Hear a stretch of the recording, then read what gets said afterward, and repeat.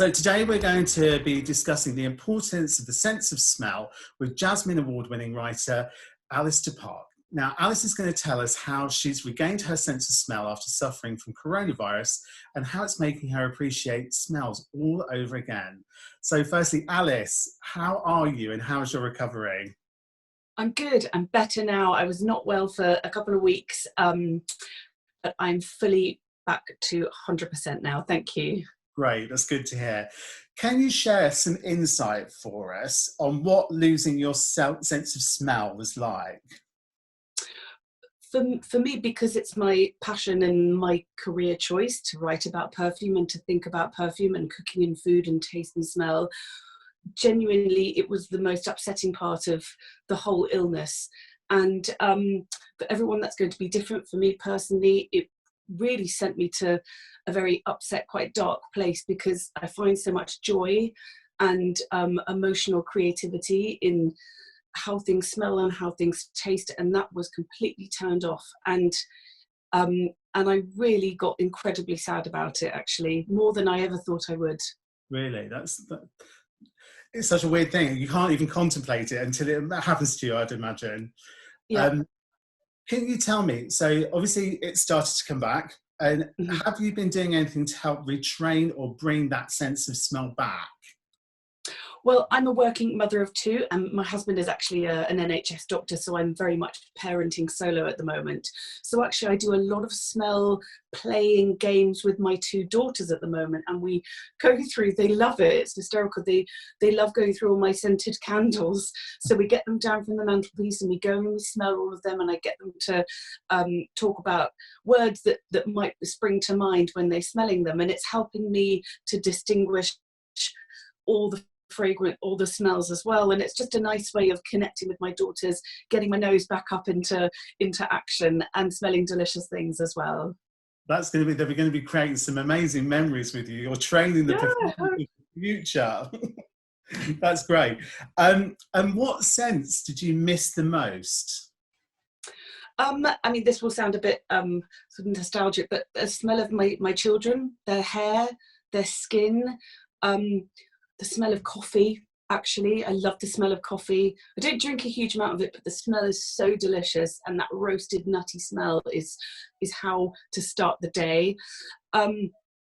Just the smell of especially just the smell of cooking and smelling things and tasting things, and I really miss that a huge amount, actually. And what I kept doing, even though I couldn't smell it, I kept wearing my everyday perfume. Oh, really? So that my daughters would still recognize me from my smell, even though I looked shocking and I was very ill and in bed for quite a long time. It was really important to me to still wear my own perfume, even though I couldn't smell it at all. That they always felt quite comforted, and it was a familiar thing to them. It's almost like a ritual that you do anyway, isn't it? It becomes habitual. Yeah. And I think sometimes when you're feeling upset, and it's good to do it, even if you're because you sometimes lose that sense of a regular scent anyway, don't you? I think, but Yeah. It's really interesting. So, what was the first thing that you remember smelling then, when your sense of smell started to return?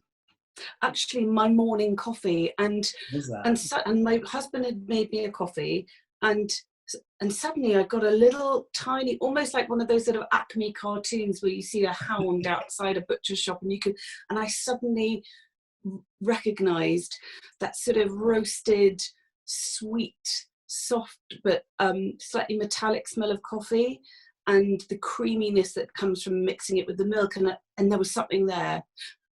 And I thought, oh, I can smell this coffee. And I should put my head over it like a steam inhalation experience. And yes, almost like with the towel over it. And I could smell it just a bit. And I'm talking like sort of 30% of what it would normally smell like. And then I just went around smelling the things that I knew had quite a powerful smell. A few of my candles, went into the garden, smelt some rosemary, like crushed it in my hands. I mean, not a big garden, got a little terrace thing, but crushed it in my hands. And just things that I knew I would be able to detect a little bit of. And then from there, gradually, it sort of came back a little bit stronger every day. Taste came second, actually. I could smell better than I could taste for a while. And then it just grew from there. And is it back completely now? I'd say back completely. And nice just to smell the tiny little, the little things that I've worked for a really long time, for years, like training my nose up to smell like the specific smell of conditioner in my kids' hair.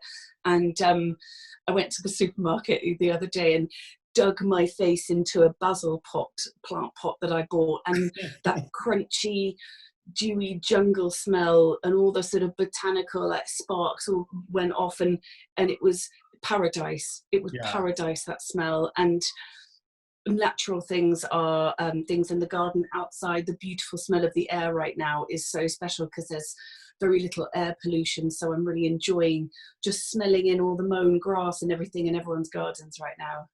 So do you think that now the return of your sense of smell will have even more of a significance out of the senses for you? Oh, it always has, but I think so much more now because I was shocked by how upset I got. I was shocked by how down I got, and how my morale dipped so much that I'll never forget how that made me feel. So I guess there's this extra appreciation and acknowledgement of beautiful smells and awful smells. I mean, wonderful, awful smells, like my toddler's nappy. I can smell it now, and it's awful, but it's wonderful at the same time. and I think mums are around, you have that sort of instinctive smell, instinctive sort of knowing that something's happened. And I'm grateful that little detection aerial is back on. Well, Alice, thank you so much for talking to us today and giving everyone that's going through exactly what you've done a little bit of hope that it can come back, and it will come back. So it's been really lovely talking to you. Thank you so much. Thank you. I've loved it. I could do it for hours. Thank you so much, Alice. Goodbye.